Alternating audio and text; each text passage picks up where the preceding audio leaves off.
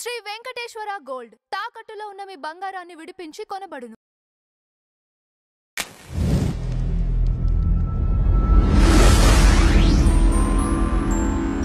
Madam నమస్కారం. నమస్తే madam, నటుడు శ్రీకాంత్ అయ్యంగారు తన సోషల్ మీడియాలో మహాత్మా గాంధీ పైన చేసిన కామెంట్స్ వైరల్ అవుతున్నాయి.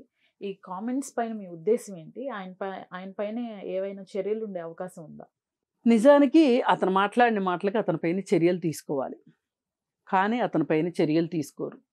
ఇవాళ ఈ దేశంలో ఉన్న పరిస్థితి ఏంటంటే పటేల్ని ఏమన్నా అంటే చర్యలు తీసుకుంటారు, అంతేగాని గాంధీని ఏమన్నా అంటే చర్యలు తీసుకునే పరిస్థితి లేదు. ఎందుకంటే ఇప్పుడు గాంధీ అవసరంలే వీళ్ళకి, ఇప్పుడున్న ప్రభుత్వాలకి. వీళ్ళకి పటేల్ కావాలి. పటేల్ కూడా ఆ తాళ్ళలో మొక్కే, కాంగ్రెస్ మనిషే పటేలు, అయినా కానీ పటేల్ కావాలి వీళ్ళకి. నెహ్రూ, గాంధీ, ఇందిరాగాంధీ, రాజీవ్ గాంధీ అక్కర్లా వీళ్ళకి. వీళ్ళకి కావాల్సింది పటేలు, సుభాష్ చంద్రబోసు.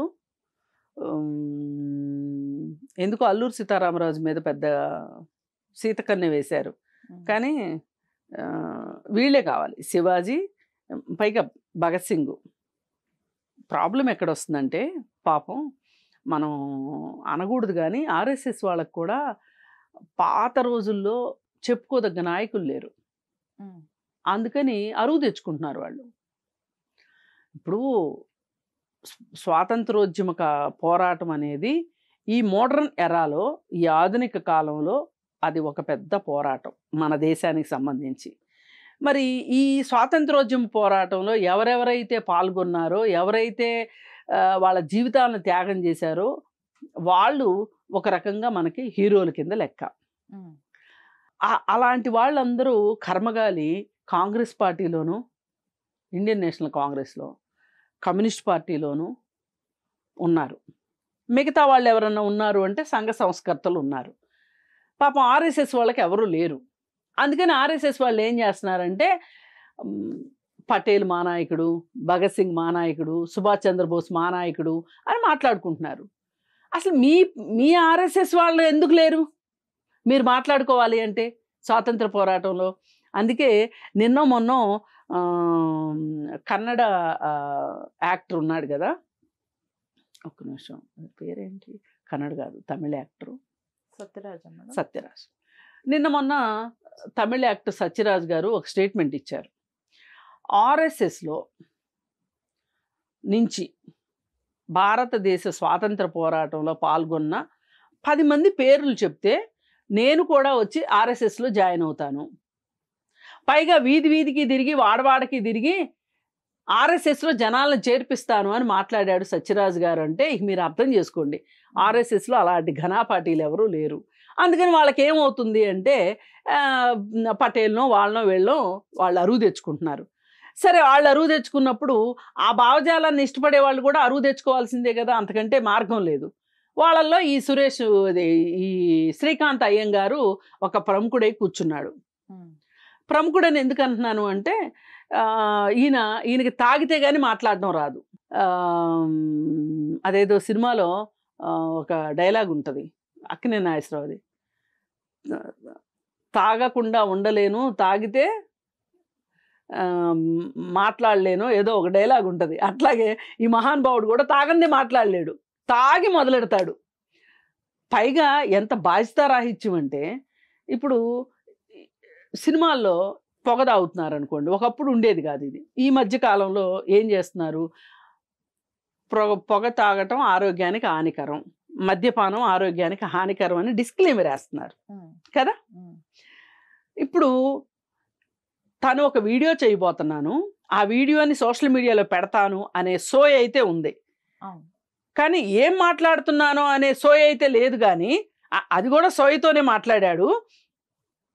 కానీ ఈ వీడియోని జనాలు చూసేటప్పుడు నేను సిగరెట్ తాగితే తాగిన వీడియో పెట్టడం నేరం అనే సోయి మాత్రం లేదు మనోడికి. ఓ పక్కన సిగరెట్ తాగుతా, ఓ పక్కన మందు తాగుతా మహాత్మా గాంధీ గురించి మాట్లాడుతున్నాడు. ఏం మాట్లాడాలి ఇట్లాంటి వాళ్ళ గురించి? పైగా వీళ్ళందరికీ అండేంటి అంటే ఆయన చివరిలో ముక్తాయింపుగా ఒక మాట అనేశాడు, ఈ దేశానికి కావాల్సింది జాతిపిత కాదు భరతమాత అని. మాత అయితే ఏంటి, పిత అయితే ఏంటి? ఇప్పుడు పిల్లలు ఉన్నారండి, పిల్లలకి తల్లి ఇంపార్టెంటా తండ్రి ఇంపార్టెంటా అంటే ఎవరైనా చెప్తారా? చెప్పలేరు కదా. పిత అంటే తండ్రి, మాత అంటే తల్లి. అట్లాగే ఈ దేశానికి మాత అయితే ఏంటి, పిత అయితే ఏంటి? నువ్వంత ప్రత్యేకంగా గాంధీని టార్గెట్ చేయడం వెనకమాల ఈరోజు బీజేపీ వాళ్ళ ఆలోచన విధానమే నీ దగ్గర ఉంది. కాకపోతే బీజేపీ వాళ్ళకి నీలాంటి తాగుబోతుతోటి, నీలాంటి ఏం మాట్లాడుతున్నానో అర్థం కాని లాంటి వాళ్ళ సపోర్ట్ కూడా కావాల్సి వచ్చిందే. ఇది మరింత బాధాకరం, ఇది అత్యంత విషాదకరం.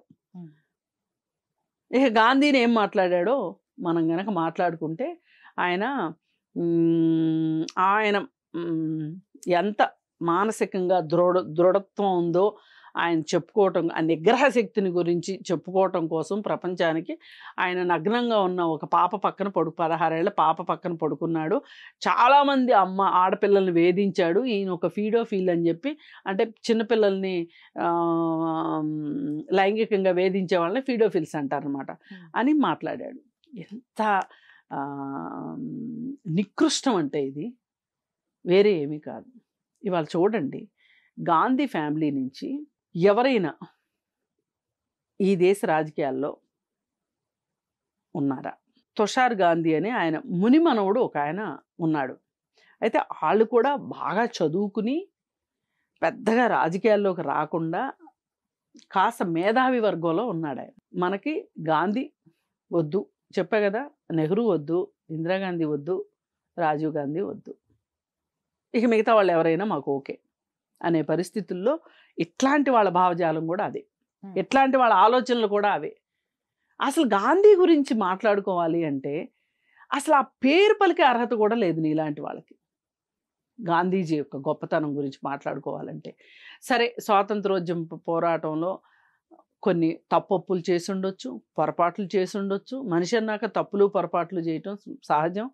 ఒకసారి అనుకున్న ఉద్యమాన్ని ఆయన సగంలో ఆపేశాడు కొన్నిసార్లు. అంటే ఆయన ఏంటంటే, నేను హింసకి తావు లేకుండా అహింసా పద్ధతిలో నేను ఈ దేశానికి స్వాతంత్రం తీసుకొస్తాను అని చెప్పాడు. దానిని మితవాద ధోరణి, ఇట్లా అయితే మనం ఎప్పటికి స్వాతంత్రం తీసుకొస్తాము అని చెప్పి కొంతమంది ఉడుకు రక్తం ఉన్నవాళ్ళు, రక్తం పరవళ్ళు దొక్కేవాళ్ళు, కొంతమంది అతివాదులు వచ్చారు. ఏదైనా ఒక వాదంలో నుంచి ఒక వాదం ఎప్పుడు ఒక వాదంలాగా ఉండదు, దాని నుంచి ఇంకొక వాదం వస్తుంది బయటికి.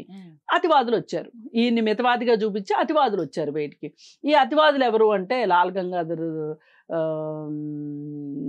తిలక్, ఇట్లా రకరకాల వాళ్ళు, ఒక ముగ్గురు, లాల్ పాల్ బాల్ అని చెప్పి వాళ్ళు వచ్చారు. ఆ ముగ్గురు కూడా వాళ్ళు గాంధీజీ అంత చేసినా చేయకపోయినా యువతలో స్వాతంత్ర కాంక్షను రేకెత్తించారు, అవగాహన కలిగించారు. అసలు మనకి స్వాతంత్రం ఎందుకు కావాలో చెప్పారు వాళ్ళు. ఒక్క గాంధీ చెప్తే సరిపోదు కదా, కాకపోతే అందరినీ కలుపుకుని వెళ్ళాడు కాబట్టి, ఎక్కువ కాలం పోరాటం చేశాడు కాబట్టి గాంధీ సారథ్యం అన్నారు తప్పితే గాంధీ ఒక్కడితోటే స్వాతంత్రం వచ్చిందని ఎవ్వరూ చెప్పలా.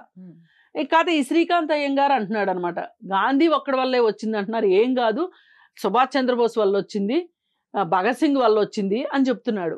వాళ్ళిద్దరిని ఎవ్వరూ కాదనట్లా.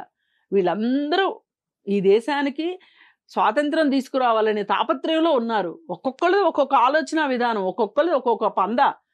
అసలు ఇంకొక ఆయన ఉన్నాడు, తెలుగు ఆయన, ప్రకాశం జిల్లా ఆయన, గదర్ వీరుడు, దర్శి చెంచయ్య గారు అని చెప్పి. ఆయన లండన్లో చదువుకోవటానికని వెళ్ళి, లండను ఇంకొక కంట్రీనో ఏదో, అక్కడ గదర్ పార్టీ స్థాపించాడు. వాళ్ళని గదర్ వీరులు అంటారు. ఆయన ఏంటి, గెరిల్లా పద్ధతిలో స్వాతంత్ర పోరాటం సాగించాలని ఆయన ఉద్దేశం. గెరిల్లా పద్ధతిలో అంటే తుపాకులు తీసుకొని బ్రిటిష్ వాళ్ళ మీద దొంగ దెబ్బ తీసి తుపాకులతోటి పోరాటం చేయాలనేది ఆయన ఉద్దేశం. అప్పుడు ఆయనకు అర్థమైంది కొన్ని సంవత్సరాలు పోయిన తర్వాత, వీళ్ళే పార్లమెంట్లో బాంబులు వేసింది. ఓకే. అయితే వీళ్ళకి అర్థమైంది, అరే మనకు బలం తక్కువ ఉంది, మనకు అసలు తుపాకులు ఎవరిస్తారు, మనకి స్వాతంత్ర కాంక్ష ఉండటం ఎవరికీ తప్పు కాదు, కానీ తీసుకునే విధానం ప్రాక్టికల్గా అవునా కాదా అన్నది ఇంపార్టెంట్.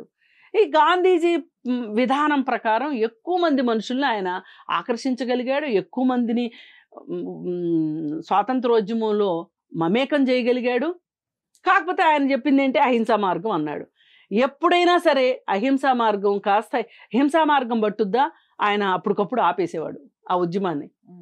అది చాలా మంది కోపం తెప్పించేది. ఇప్పుడు గుంటూరు జిల్లాలో చీరాల పేరాల ఉద్యమం ఒకటి జరిగింది. గోపాలకృష్ణ గోఖలే అని చెప్పి ఆయన ఆ పోరాటం చేశాడు. అంటే నేను శిస్తు కట్టను పోండి అన్నాడు బ్రిటిష్ వాళ్ళకి. ఏం చేస్తారు చెయ్యండి అన్నాడు. అది ఒక పోరాట రూపం. అందరూ ఒకలానే చెయ్యరు కదా. ఇప్పుడు మనకి ఇట్లాంటిది అర్థం చేసుకోవటానికి మన బుర్ర కాస్త మంచిగా ఉండాలి, మన బుర్రలో పెంట తక్కువ ఉండాలి. ఈ వీడు ఇంతకుముందు కూడా సిపిఐ నారాయణ గారి గురించి మాట్లాడాడు ఇట్లాగే శ్రీకాంత్ అయ్యంగారు. ఆయన యుద్ధం వద్దు, యుద్ధం వల్ల ఇబ్బందులు వస్తాయి తప్పితే ఉపయోగం లేదు యుద్ధం వల్ల అని అన్నాడని చెప్పి, అసలు నీకు ఈ దేశం అంటే గౌరవం ఉందా, అసలు నిన్నెవడు అడిగాడు రా సలహా అని ఇష్టం వచ్చినట్టు మాట్లాడాడు. ఇప్పుడు ఆయన ఆయన ఆయన చెప్పాడు యుద్ధం వద్దని చెప్పాడు. వీడేమో యుద్ధం కావాలి అన్నాడు. 4 రోజుల తర్వాత మోడీ యుద్ధం ఆపేశాడు. ఇప్పుడు చెప్పండి ఎవరు గెలిచినట్టు? యుద్ధం ఎప్పటికీ మంచిది కాదు. యుద్ధం వల్ల నష్టమే ఉంటుంది తప్పితే ఇరు దేశాలకి నష్టం ఉంటుంది. మనం అదే మాట్లాడుకున్నాం 2-3 వీడియోల్లో. సరే, ఏది ఏమైనప్పటికీ ఇతగాడికి బుద్ధి లేదు, ఇంగిత జ్ఞానం లేదు, పరిజ్ఞానం లేదు, చరిత్ర మీద అవగాహన లేదు. ఏవో గాలికి పోగేసిన మాటలు 4 జనాలకు ఇష్టమవుతాయి అన్నట్లు మాట్లాడడం మాత్రమే ఈ శ్రీకాంత్ అయ్యంగారికి వచ్చింది. అయితే మనం ఎందుకు మాట్లాడుకోవాలి ఈ శ్రీకాంత్ అయ్యంగారు మాట్లాడిన దాని గురించి అంటే, ఇట్లాంటి వెధవలు మాట్లాడే సొల్లు మాటలకి ఇదంతా నిజమే కావన్సు అని ఎవరైనా అనుకుంటే గనక అట్లా అనుకోవద్దు బాబు అని చెప్పడం మన ఉద్దేశం. ఇలా ఒక బాధ్యత లేనివాడు, పచ్చి తాగుబోతూ, అయ్యగారికి 2 పెళ్ళిళ్ళు అయిపోయినాయి, 3వ సహజీవనంలో ఉన్నాడు.